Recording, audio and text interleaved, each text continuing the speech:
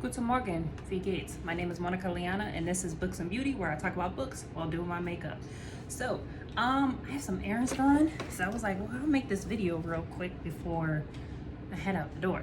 I want to talk about because I talked about the traits that I don't like in thrillers / somewhat horror, and now I'm going to talk about the traits that I do enjoy, because there are a good amount of stuff that I enjoy, and then some of them that I love, that pretty much if you say that this has a thing in it, I will probably get it or be very interested to get it.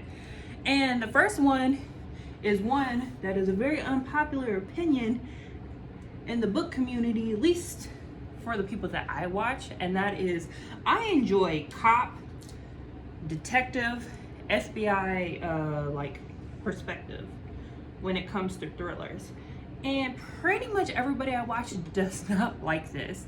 And I think the reason that I enjoy it is because a lot of the cop, FBI, whatever detective stuff have very interesting stories and serial killer stories and stuff like that.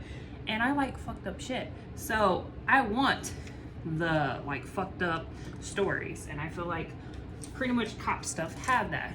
The only exception I have is it needs to be a female detective or FBI agent or cop. And the only exception I have is Will Trent, because I love Will Trent.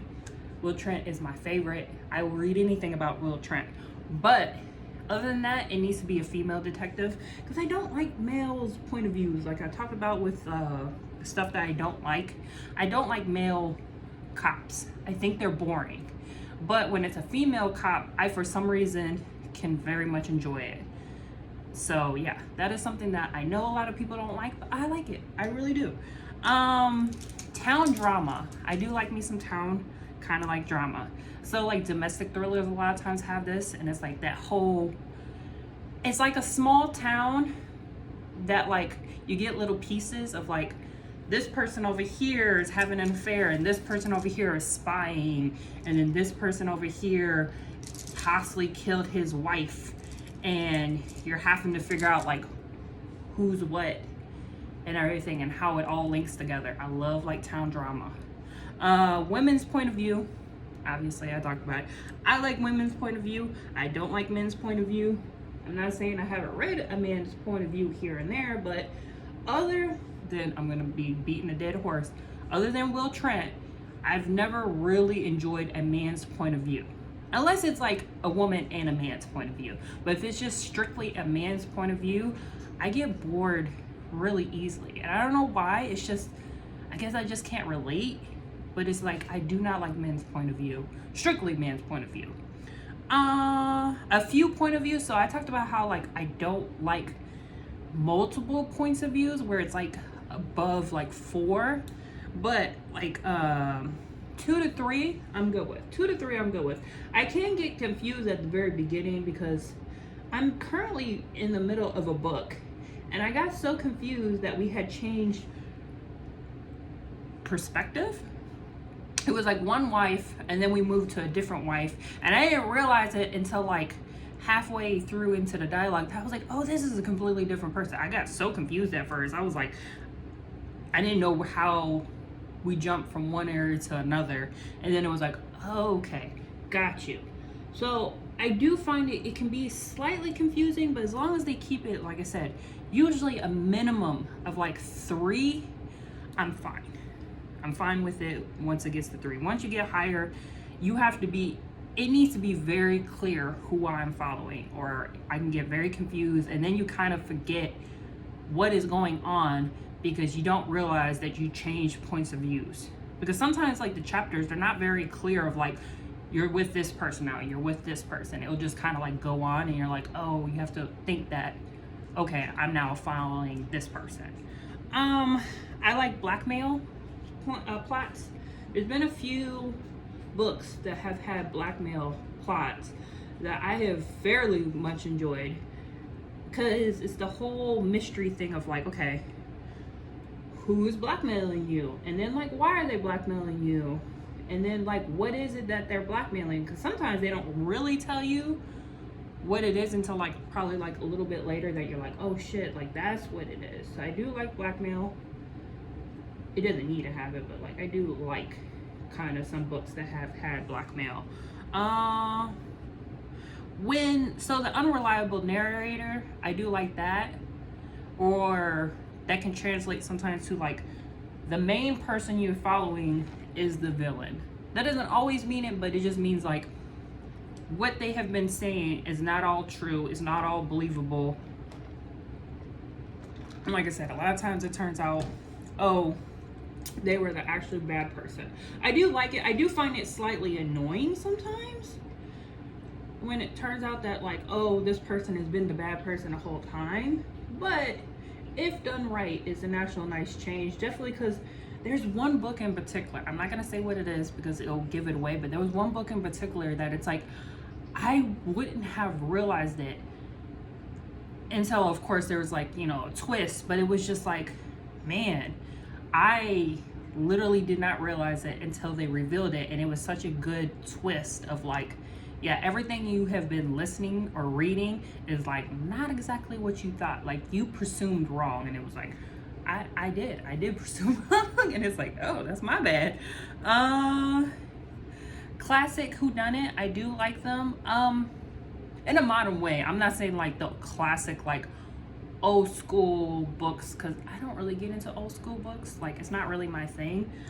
But there are some books that I've had that kind of do the formula of a classic whodunit, like the Unwanted Guest by Shari Lapine. I think that's what it's called / the author. And that one is a very classic whodunit, and it was really good. And it was kind of like a nice, just cozy, I guess, read of like, you know, you following, I think it was like, it's like 5 or something people at this like hotel, and just slowly people are getting chipped off, and you're trying to figure out who did it and stuff like that. And then the people that they thought did it, then they end up dying, and you're like, oh shit, okay, so I guess it wasn't them. So yeah, I very much enjoy kind of a classic whodunit. I mean, I wouldn't want to do them over and over because it's like that formula can get very boring sometimes, definitely if you do too many. Because like I would say the Guest List has it, the Hunting Party is that. So I wouldn't want to do those like over and over, but like once in a blue moon, just throw a classic kind of whodunit type of thing, and it's like you're kind of like playing Clue in a way, and it's like I very much enjoy it. I like snow vibes. I've come to realize this. I love some books that have to do with a snowy atmosphere, and they're like locked up together. And I think this comes into play with the classic whodunit, is because they'll be snowed in and by themselves, and then slowly they get picked off. So like I guess that's why I like snow vibes, because also No Exit has a very big snow vibe of like they get snowed into a rest stop, and then turns out one of them is a villain, or maybe even more is a villain, and like you're stuck. Like I guess that's what it's like, the claustrophobia thing of like you're stuck, you can't go nowhere, snow is coming down, and just I don't know. There's been a few books that have had snow vibes that I have truly loved, that it's like I just think I like snow vibes. It really does get you in an atmosphere, or it's just like you're stuck and there's a killer on the loose, and you don't know who to believe or what to do, and you make mistakes, and then it's like you figure out what the hell those mistakes were, and you're like, oh shit, now I gotta run, but I can't run because I can't go nowhere. Like I love it. I do like twins. That whole thing of like one is evil, one is not. I read a few books about twins, and I pretty much for the most part enjoy it.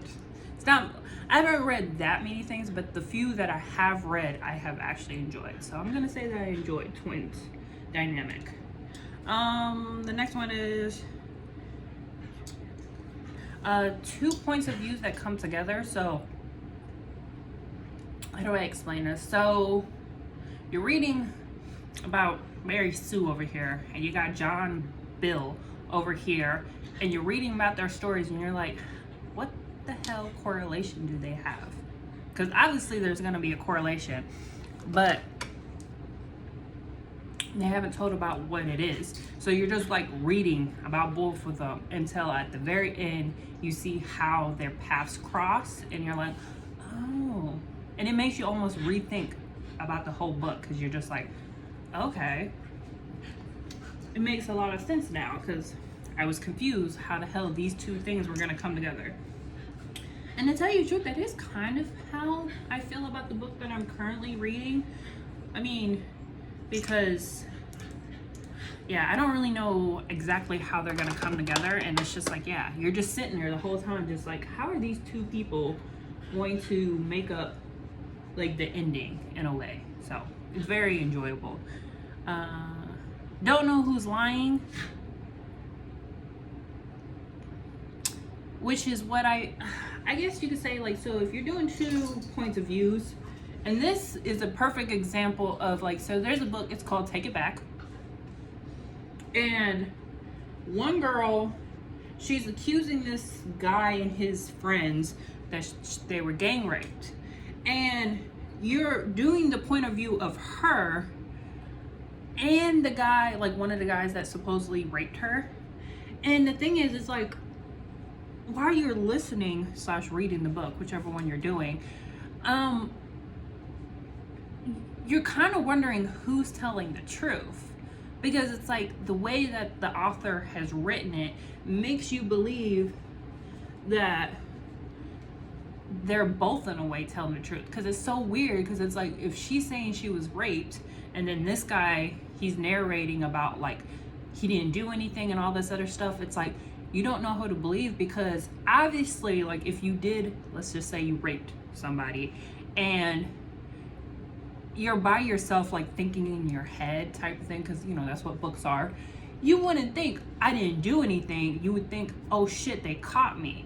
And that's why it's like, in the whole entire time, I was like, because I listened to this book, I was listening to this book and I was like, is something, like, is she lying?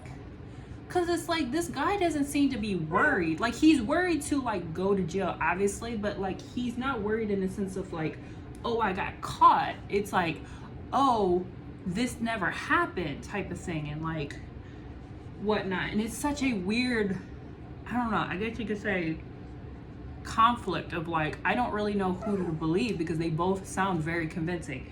Yes, mama, you gonna get the ball? Give me the ball. She wants to play. And then kidnapping is another one that I enjoy,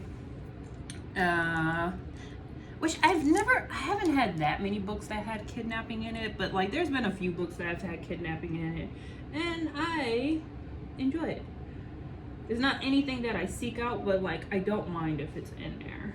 So now we're gonna go to stuff that I love, that I'm like, yes, if it has this, I will be very interested to pick it up.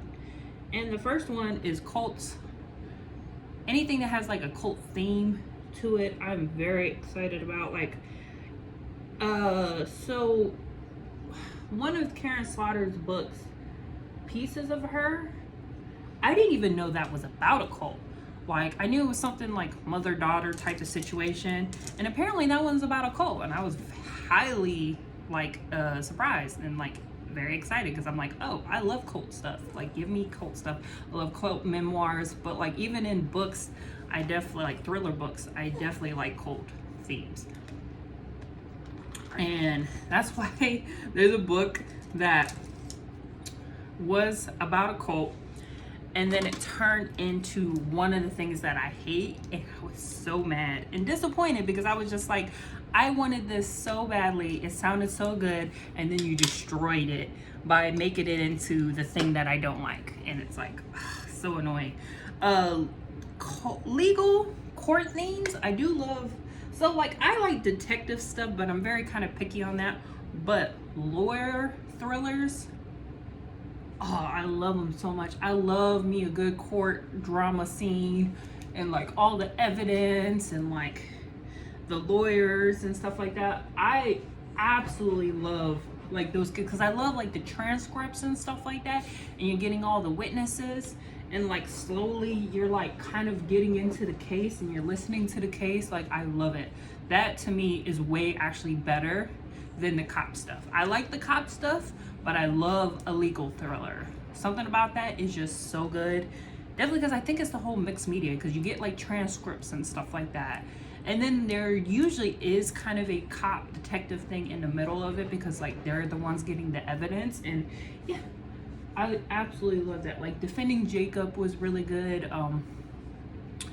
Perfect Marriage was good, and 13 was good. I feel like there has been a few more, but I just can't think of it at the top of my head. Sci-fi thrillers, anything that's like a Black Mirror episode, you got me. And that's why I have loved John Mars thrillers, because he's done a lot of sci-fi like thriller stuff, and I just love a freaking Black Mirror episode. If I feel like I'm watching a Black Mirror episode, I'm happy. And there's not that many out there. There's like The Test.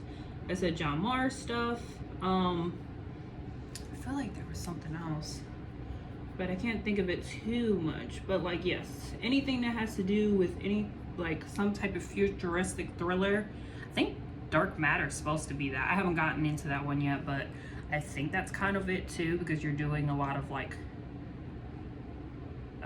shape shifting or something like that. So I'll have to let you know about that. Inheritance plot. I love me a good inheritance plot, because it is a lot of family drama, and there's somebody that's trying to get the money, usually, that of course is evil because they're greedy. And a good example is The Last Mr. Westaway. I think that is the only Ruth Ware book that I actually like love. Other than that, Ruth Ware is very hit or miss for me, but like that one I love. Like, I don't know, I guess it's just I like the whole inheritance type of thing of like a bunch of relatives being pissed off because they didn't get what they were pretty much expecting, and usually something bad happens because, you know, they want to nix out somebody or prove something wrong so then they can get the money instead. So I love that type of stuff.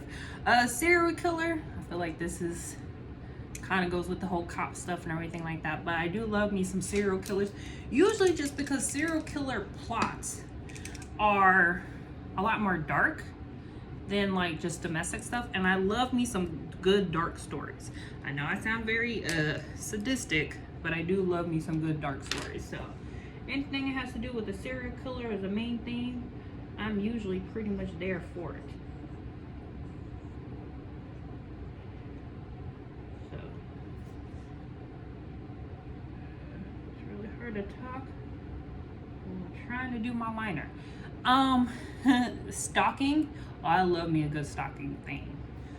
And I just did a video not so long ago of all the stocking books that I can kind of think of. I mean, I feel like there's a lot more than what I just suggested, but like those are some of the top ones that I could think of that had stocking themes in it, or just like actual stalker, because some of those were actual like stalkers, and then some of them just had like stocking themes in it. Hey, come here. Don't mind them. Mixed media. I love me some mixed media. So like podcasts, court transcripts, radio, interview type of stuff. So like A Good Girl's Guide to Murder, I think that's what it was called. That one had a lot of it, which those ones, in my opinion, you need to listen to those. I mean, you can read it, but it's like, it's so much funner if you listen to it. So like, yeah, those are great. I love them. It does make it very fun because of like all the mixing, and like usually there's like a bunch of actors in it and stuff like that. Great.